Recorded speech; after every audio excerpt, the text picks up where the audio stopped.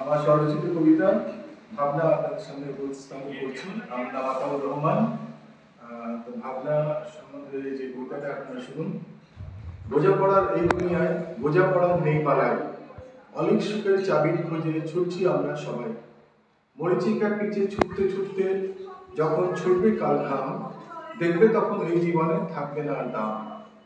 রঙ্গমঞ্চে অভিনয় করে কাটছে আমাদের দিনরাত, পেটের খিদে হাতে মেটে নিপাত জাত পাক। আসা যাওয়ার পথে রেখে যাও মানুষত্বের ছাপ, যাতায়াতের পিছিয়ে বাধাকে জানি বলতে হয় বাপ। শিকার খোঁজে পাতাল প্রবেশে দিন হয়েছে শেষ, রাম রহিমের ঘূর্ণি পাখি রসাতলে যাচ্ছে স্বাধীন দেশ। কালের খেলা কালি জানে, আমরা কেবল ভুক্তভোগী, পঞ্চেন্দ্র হাত কামড়ে মরে মন বেচারা হয়েছে রোগী। মুক্তি খোঁজো পাবে কোথা, জীবন যন্ত্রণা অষ্টে পৃষ্ঠে বাধা, আজ আছে তো কাল নেই, তবে কেন ঠেলে পায়ে বাদ সাদা। চার কাঁধে চেপে ফিরতে হবে যেন সফর শেষে একদম একা, দুনিয়ার ঐশ্বর্য থাকবে পড়ে ঈশ্বর ভুলে দেখবে হয়েছে বোকা। পূর্বসূরি আর উত্তরসূরির মাঝে কাল রাত্রি প্রকট ছায়া, হাসিয়ে এসেছে কাঁপিয়ে যাবে, বৃথা করো কেন দুনিয়ার মায়া। মানুষ হয়ে জন্মেছ তাই মান আর হুঁশের রাখো মান, সঠিক পথে সবাই এগিয়ে চলো, যদি যায় যাক প্রাণ। ধন্যবাদ। জীবনের মান আতাউর রহমান। খুঁজে চলেছি জীবন ভোর জীবনের মানে, জন্মেছি মরতে হবে এই ধ্রুব সত্যতা জেনে। কালের মাঝে কালের খেলা কালই বোঝে, আসা যাওয়া মাঝে তাই মুক্তি খোঁজে। জীবন সংগ্রামে ঘূর্ণিপাকে ঘুরেই মরি, জানি না কখন থেমে যাবে হঠাৎ ঘড়ি। ফিরতে হবে আমাদের সকল উপরে শেষ, থাকতে পারে জুমে মনে হাজারো ক্লেশ। রক্ত মঞ্চের রঙে সেজে পেলাম কি শেষে, বিধাতা এসে মুখ টিপে জিজ্ঞাসে হেসে, উত্তর কি দেবে তাকে ভেবে না আর পাই। তার তো তৈরি সমুদ্রের কুল কিনারা যে নাই। জন্মে দেখি চলার পথ দুই কি খোলা, পাপ পুণ্যের হিসেব হচ্ছে খাতায় খোলা। মানুষ করার কারখানায় মানুষ অমিল, মনুষ্যত্বের হাহাকার মানবতার প্রাচীর।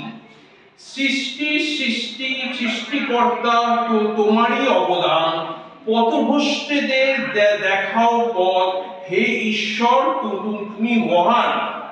তোমার দেওয়া জীবনে পাড়ি দিতে মূল্য, সঠিক পথে নাও ফিরিয়ে করো আনুকূল্য। আচ্ছা, কি হবে নীতিকথা ভেবে লোকের দোষ দেবে, শিরোনাম সারমর্ম কলমে আতাউর রহমান। নীতিকথা নিয়তির লেখা আছে দেখি বদনাম, বহুল প্রচলিত জনশ্রুতি নেই আজ কোনো দাম। উচিত কথা বলতে মানা, অপরাধ জেনে রেখো মস্ত, বললে উচিত পদে পদে নিশ্চিত হতে হবে অপদস্থ। বোবার কোনো শত্রু নেই সদা মুখ বন্ধ রাখার জন্য, আজন্ম থেকে জীবন সুখে মানব জন্ম হয় ধন্য। বাক্যবাণে বাক্যরুদ্ধ বুকে মারা হয় যেন তীক্ষ্ণ ছুরি, শৈশব থেকে বার্ধক্য সবটাই মোবাইল করেছে চুরি। ফেসবুক হোয়াটসঅ্যাপ ইনস্টাগ্রামে মরেছে সবাই বেশ, মুখে যেন কুলুপ এঁটেছে, রসাতলে যাচ্ছে সারা দেশ। ডিজিটাল জগতে মেতে উঠে ভাঙছে সোনার সংসার, চোরাবালি অজান্তে পা দিয়ে জীবনে হচ্ছে ছাড়খাড়। জীবন একটাই তাই করতে হবে না নাকি মন যা চায়, পদস্খলন হোক নেই পরোয়া নেই কোনো চিন্তা দায়। চারিদিকে শুধু প্রলোভনের জাল পাতা আছে কৌশলে, রঙিন স্বপ্নের ডানা মেললেই বাঁধা পড়বে কাঁটার শিকলে। মনের ভিতর বিদ্রোহের আগুন জ্বলছে দাউ দাউ করে, কথার পিঠে পড়ছে কথার সাগর হৃদয়ে নিচ্ছে নীড়ে। লোকের কথায় কি আসে যায়, করে যাও কৃষ্ণ লীলা, পুরনো চাল কিন্তু ভাতে পারে, শনিকে শান্ত করে নীলা। হচ্ছে আর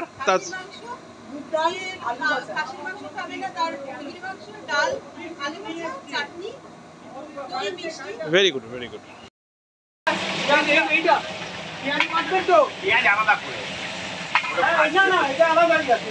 রান্না করা শিখছি। লঙ্কার এটা ওখানে দিয়ে দেবে তো? দিদি তুমি বললে যে দুটো একসাথে করতে। আরে ওই ছোট বাটি দিন না একটা। পারবে না তাহলে ইন্ডাকশনটা নিয়ে আসি। এই বলছে বৌদ্ধবাবু করে দিতে পারবে। এই বলছে বৌদ্ধবাবু করে দিতে পারবে, নিয়ে যাবো? হ্যাঁ চলেন চলেন, চা তো আমি আনি। ওই আস্তে আস্তে তো রান্না করা শিখছি, রান্না করা শিখছি। এই দুধ চা না ইয়ে চা? সব লাল দুধ রেডি নেই।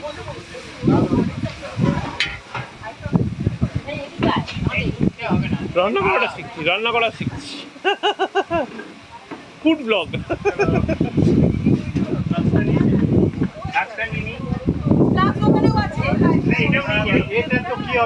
এই মুহূর্তগুলো বারবার আসবে না, বলো?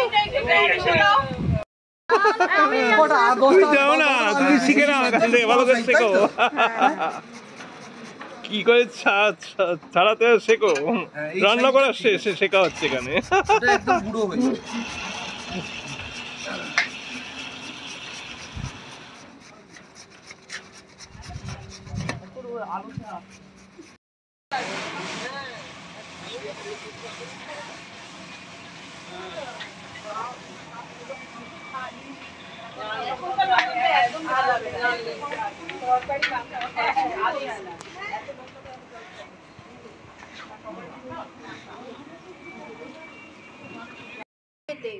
গুজরাটে তো আমরা গেছি পুজো করতে, আমার মাও গেছিল। আমরা জানতাম না যে ওরকম শনিবার দিন ওখানে ওরকম যারা ধরে তাদেরকে ছাড়াতে ওইটা ওই জায়গা মানে গুজরাটের ধরে ধরে তাদের। আমরা জানতাম না, অসম্ভব সুন্দর মন্দির, জাফরটি পাথরের হনুমানজির মন্দির আছে।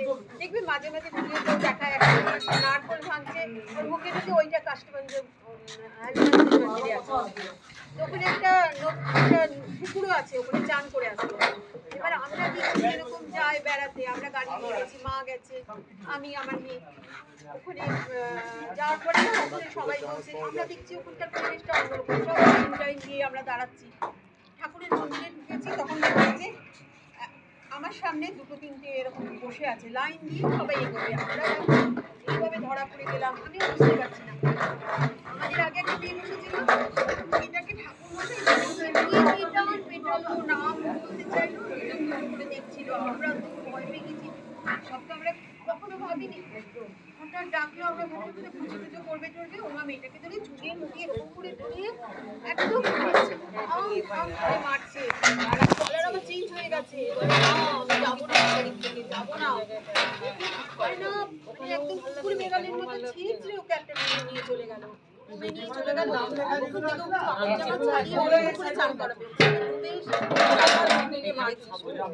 কতগুলো এরকম সিলেক্ট হয়ে গেল, আমরা তো ভয়ে আর পর্যন্ত গেলাম না, ভেঙে চলে এসেছি। ওনারা তো করে অত্যাচার করে। হ্যাঁ, আমি আমার মেয়েরা বন্ধু আশুতোষ বলে বিহারেরও, আমরা সব একসাথে গেছিলাম। ও এগিয়ে গেছে অনেকটা, ওর নামও জিজ্ঞেস করেছে, কোথাও জিজ্ঞেস করেছে। তারপরে আমরা আস্তে আস্তে পিছনে, আমি যে এইসব ওইসব জায়গা বুঝতে পারিনি তো প্রথমে, খুব ভয় পেয়েছি। কিভাবে মারছি জানো তো, যারা কিন্তু ওটার উপরে ওদের গুজরাটে খুব বিশ্বাস, ওখানে একবার কিছু বলে আসলে নাকি সেটা হয়ে যায়। গুজরাটে আমি তখন হয়ে গেছে ব্যাপারটা, মানে আমার মেয়ের জামাইয়ের সাথে রেজিস্ট্রি হয়ে গেছে। আমি গেছিলাম মেয়ের কাছে, জামাই এসেছে, আমরা জামাইয়ের গাড়ি করি লোথাল বলে একটা জায়গা আছে, ওটা গুজরাটি, ওই সিন্ধু সভ্যতার হ্যাঁ সিন্ধু সভ্যতা। হারাপ্পা হ্যাঁ, yes, একটা yes. ধ্বংসাবশেষ। ইয়েস তো লোথালে গেছি, ওখানে গিয়ে দেখলাম টুরিস্ট বেশি নেই, তো আমরা খুব ফাঁকায় আমরা একবার অলরেডি আমি ঘুরে এসেছি। তো এবার যখন গেছি দাদাদের ফোন নাম্বারটা খুব ফটোটা, তো ওদের তখন রেজিস্ট্রি হয়ে গেছে, নতুন জীবন মানে এসছে, মানে আমার মেয়ে থাকতো তখন, আমি আর মেয়ের কাছে গেছি, ও এসছে, এসে ওর গাড়ি নিয়ে আমরা সকালবেলা 4টের সময় বেরিয়েছি, পৌঁছালাম, পৌঁছানোর পরে দেখতে ওদের কিরকম বড় লোকদের একটা ওইরকম ভাবে ওদের একদম খালি ওই টাউনশিপ পেরিয়ে গেলে বাঁদিকে একদম পেছন দিকে একটা মানে ওদের কবরখানা, সব লেখা লেখা আছে, সেই পুরনো লেখা লেখা আছে, কুয়ো আছে, আমার কাছে এখনো ফটো আছে, কুয়ো আছে, সমস্ত ওদের হাড়ি টাড়িগুলো, তারপরে ওদের বাড়ি, ওদের মানে জাস্ট মিটে গেছে, কিন্তু কিছু কিছু স্মৃতিচিহ্নের মতন আছে। তারপরে আমরা হাতে হাতে গেলাম, অনেক ফটো টটো শুনে জামাই তুলো আমাকে এইখানে লাগবে না, ভয় লাগে। ওরা করতে করতে ওই কবরের দিকে দেখতে পাচ্ছি ওই কবরে ওরা ডেড বডি ফেলতো, একটা নেট দেওয়া কবর আছে। তারপরে আমরা বাঁদিকে গেছি, ওরা ফটোই তুলছে, আমিও ওদের ফটো তুলে দিচ্ছি। এর মধ্যে আমি কি মনে হলো, ইটের ছোট ছোট ইট তখনকার দিনে, সেই ইটের রাস্তাটা দিয়ে পেরিয়ে আসছে, হঠাৎ মনে হলো নাকি ঠিক একটা অসম্ভব ধারালো ছুরির মতন ধরে বেশ বড় একটা ঝাঁক করে আমার শরীরটাকে খণ্ড দিয়ে বেরিয়ে গেল। মানে ওখানে কবরখানা, তো আমি কবরখানার উপর দিয়ে হাঁটছি, তো আমি তো আমি ভয় একটু কম পাই, আমি রাত্রিবেলা এসে একা ওই ছাদে ঘুরে যেতে পারি, এরকম না, মানে আমি ভয়টাই কম পাই, আমার মেয়েরও ভয় নেই, বরঞ্চ ও একটু ভয় পায়, তাও খুব একটা না, আমি একদমই না, আমি ভূতের সঙ্গে রাজবাস করতে ক্ষতিকারক ভূত না হলে ভূতের সঙ্গে রাত কাটিয়ে দিতে পারবো। এক একটা ভূত তো খুব আমি ভূত টুতের থেকে লোককে বেশি একদম তাই, মানুষ ভূত বেশি খতরনাক। তারপরে কি হয়েছে বলো তো, ওই যে শাড়ি করে বেরিয়ে গেল, ধরালো না, আমি একদম আছাড় খেয়ে পড়ে গেলাম, প্রায় 4 ফিট দূরে পড়ে আমি কাঁদতে শুরু করেছি ভয় পেয়ে। প্রথমে মাথায় আসেনি, পড়ে গিয়ে মাথায় এসছে, তাহলে তো এটা কবরখানা।